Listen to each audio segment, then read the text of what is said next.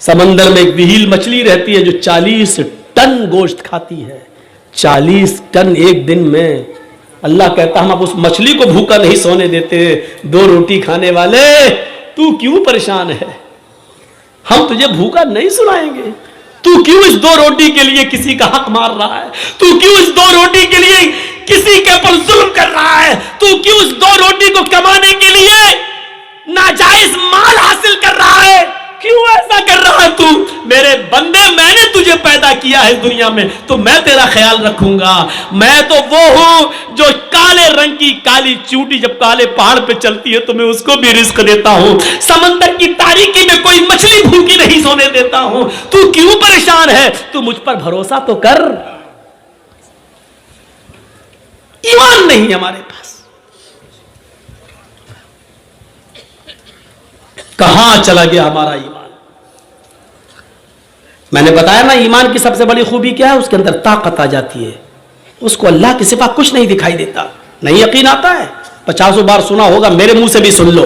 ابراہیم علیہ السلام کو اللہ نے ایک بیٹا دیا. پہلا بیٹا اسماعیل ہاجرہ کے پیٹ سے. حکم ہوتا ہے آئے ابراہیم اپنی بیوی اور بیٹے کو بیابان جنگل میں چھوڑ کر چلے آؤ.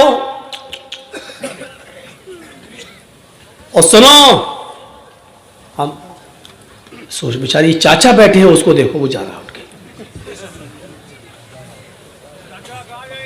جانے دو ابھی یہ لوگ نکل جائیں تو ابھی اچھا ہے.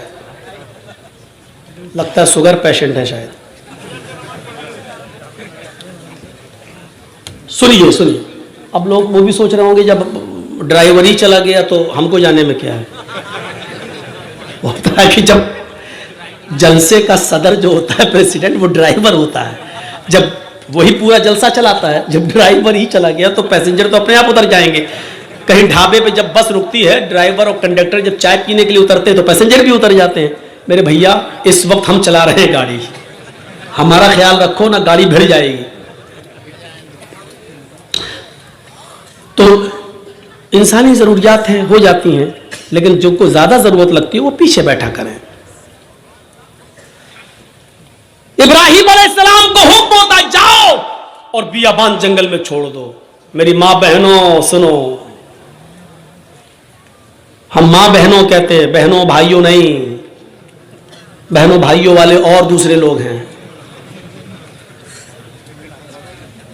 تھوڑا سا تو فرق ہونا چاہیے نا, ڈفرینٹ ہونا چاہیے, ورنہ لوگ کہیں گے ان میں فرق کیا رہ گیا ہے. بہت فرق ہے, زمین و آسمان کا فرق ہے. ابراہیم علیہ السلام کو حکم ہوتا اور وہ اپنی بیوی کو میدان مینا میں چھوڑ دیتے ہیں. سوچئے تو صحیح, جن لوگوں نے حج کیا ہے اس وقت ان کی نظریں اس جگہ پر ہوں گی, اور جنہوں نے نہیں کیا ہے وہ ذرا آؤ میں تمہارے سامنے ایسا نقشہ کھینچوں, تمہیں بھی لگے کہ ہاں جرجیت صاحب جو نقشہ کھینچ رہے ہیں گویا کہ میں اسی مکے میں ہوں. جس جگہ پر ابراہیم علیہ السلام نے اپنی بیوی ہاجرہ کو چھوڑا اس وقت ان کے پاس تھوڑا سا ستو تھا, 1 دن کا یا 2 دن کا پانی تھا بس. ایسی جگہ پہ چھوڑا جہاں بڑے بڑے درخت تھے, پیڑ تھے, ٹریز تھی بہت زیادہ, لیکن ان درختوں پر کوئی چڑیا نہیں بیٹھی تھی, کوئی پرندہ نہیں بیٹھا تھا. چڑیاں بھی ایسی جگہ پر گھونسلے بناتی ہیں جہاں آس پاس ان کو پانی مل جائے, لیکن وہاں تو آس پاس کہیں پانی ہی نہیں. اس لیے چڑیوں نے, کووں نے, کبوتروں نے گھونسلے بھی نہیں بنائے. پانی نہیں تھا دور دور تک. ٹھنڈا ہو گیا ہو تو دو, نہیں تو اب تو آواز صحیح ہو گئی, لیکن تھوڑا پیتے رہیں گے تو اچھا. کل بھی بہت دور پروگرام ہے, علی پور دوار, نیو علی پور دوار, کافی دور ہے تو نکلنا بھی ہے. تو سنیے میرے بھائیوں, لیکن ہے بنگال ہی میں. تو ایسی جگہ پر چھوڑا اپنی بیوی کو. اب بیوی کو کیا معلوم تھا؟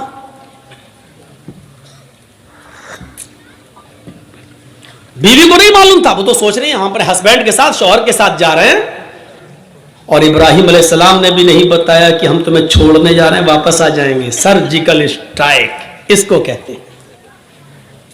یہ کوئی سرجیکل اسٹرائک ہے؟ رات کی رات میں جب چاہ بند کر دیا, نوٹ نہیں چلے گا 2000 کا.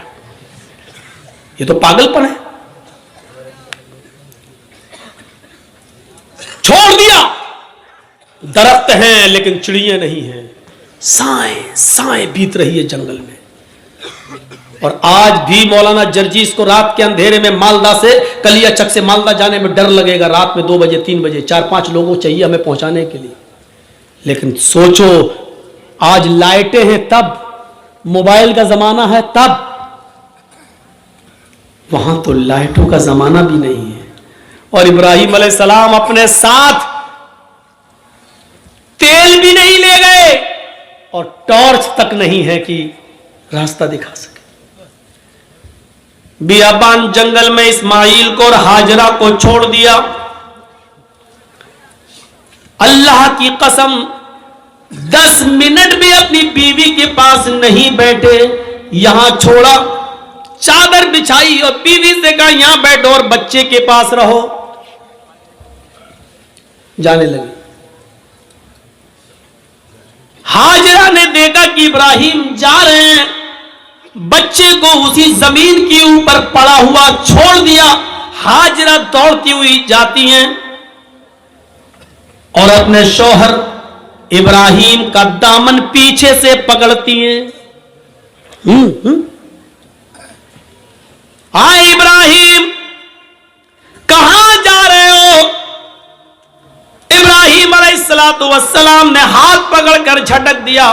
اپنی بیوی کے سوال کا کوئی جواب نہیں دیا. آگے پھر بڑھ گئے. بیوی نے پھر کہا میں آپ ہی سے کہہ رہی ہوں اے میرے ہسبینڈ کہاں جا رہے ہو؟ کوئی جواب نہیں دیا. ہماری عورتیں تو جواب دینے میں بڑی ماہر ہیں. ہر چیز کا جواب نہیں ہوتا ہے, بہت سی چیزوں کا جواب خاموشی بھی ہوتا ہے. ابراہیم علیہ السلام اپنی بیوی سے کہ سوال کا جواب نہیں دے رہے ہیں. جانتے ہیں کہ جواب دیں گے تو دوسرا سوال اٹھے گا, اس کا جواب دیں گے تو تیسرا اٹھے گا, وقت کی بربادی ہوگی. چلے آگے. بیوی نے پھر کہا اے ابراہیم کیا مجھ سے کوئی غلطی ہو گئی؟ ایک بیوی کا جو فرض ہے کیا میں اس کو نبھانے میں ناکام رہی؟ کیا میں نے آپ کے ساتھ کوئی غلط کیا؟ کیا آپ مجھ سے پریشان ہیں؟ میں نے آپ کو کبھی کسی چیز کا دکھ دیا ہے؟ شاید ابراہیم علیہ السلام کے پاس ہاجرہ کے اپنی بیوی کے سوال کا جواب بھی نہیں تھا. وہ آگے بڑھتے چلے جا رہے ہیں اور اپنی بیوی کے سوال کا کوئی جواب نہیں دے رہے ہیں. ظاہر ہے اتنے سوالوں کے بعد بیوی کو غصہ ہی جائے گا. وہ دوڑتی ہوئی پھر آگے بڑھی اور پیچھے سے کرتا قمیص پیچھے سے کھینچتے ہوئے کہا جا رہے ہو تو جاؤ, میں روکوں گی نہیں. اتنا تو بتا دو اِلَىٰ مَن تَتْرُكُنَا. قرآن کے الفاظ دیکھیے, اِلَىٰ مَن تَتْرُكُنَا, ہمیں کس کے حوالے چھوڑ کے جا رہے ہو؟ اپنے بچے اسماعیل کو کس کے سپرد کر کے جا رہے ہو؟ یہاں جنگل ہے, بیابان جنگل ہے, درندوں کی آوازیں آ سکتی ہیں, خطرناک جانور بھی آ سکتے ہیں, یا کوئی قافلہ آ گیا اور میری عزت و آبرو کو لوٹ لیا, ہماری عزت کو تار تار کر دیا, تو کل جب آپ آؤ گے اور میں آپ کو چہرہ دکھانے کے لائق نہ رہی, پھر میں آپ کو کیا جواب دوں گی؟ جا رہے ہو تو جاؤ, اِلَىٰ مَن تَتْرُكُنَا, ہمیں کس کے سپرد کر کے جا رہے ہو؟ ہمیں کس کے حوالے کر کے جا رہے ہو؟ اے گھروں کی چوکھٹوں پر بھروسہ کرنے والوں, گھروں میں بنائی ہوئی تاک پر بھروسہ کرنے والوں, اگر بتیاں جلا کر بزرگوں کی روحوں کو اپنے گھروں میں بلانے والوں,